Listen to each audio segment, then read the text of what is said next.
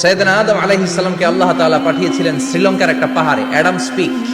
ওখানে ঐতিহাসিকভাবে প্রমাণিত, এটা হাদিসে নেই, কুতুবুত তারিখে এসেছে।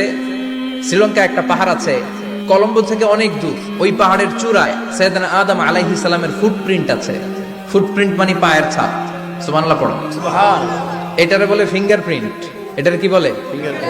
পায়ের গুলারে একজনের আঙ্গুলের ছাপের সাথে একজনের আঙ্গুলের ছাপের মিল নাই।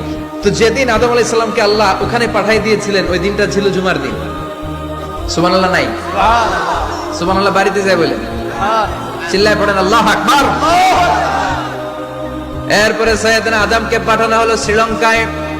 সাইয়্যিদাতুনা হাওয়া আলাইহিস সালামকে পাঠিয়ে দেয়া হলো সৌদি আরবের জেদ্দা শহরে। আরবিতে জেদ্দা বা জাদ্দা মানে দাদি। জেদ্দাতুন বা জাদ্দাতুন মানে কি? দাদি। হাওয়া আলাইহিস সালাম আমাদের সবার দাদি, ঠিক কিনা? ওনার নামে এই শহরের নাম।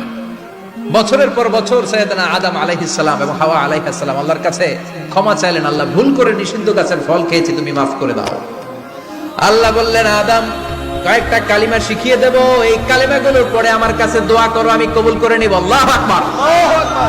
আল্লাহ শিখিয়ে দিলেন আর বললেন, আদম পড়ো, রাব্বানা যালামনা আনফুসানা ওয়া ইল্লাম তাগফির লানা ওয়া তারহামনা লানাকুনান্না মিনাল খাসিরিন। ও আল্লাহ, জুলুম করেছি নাফসের উপর, ভুল করেছি, অন্যায় করেছি, আপনি যদি ক্ষমা না করে দেন আমরা শেষ হয়ে যাব, আমরা হালাক হয়ে যাব, ক্ষতিগ্রস্তদের মধ্যে শামিল হয়ে যাব, ঠিক কিনা?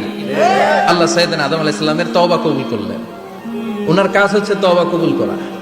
আমাদের কাজ গুনাহ করা, শয়তানের কাজ ওয়াসওয়াসা দেওয়া, আল্লাহর কাজ খালি মাফ করা। সুবহানাল্লাহ। সুবহানাল্লাহ পড়বেন না?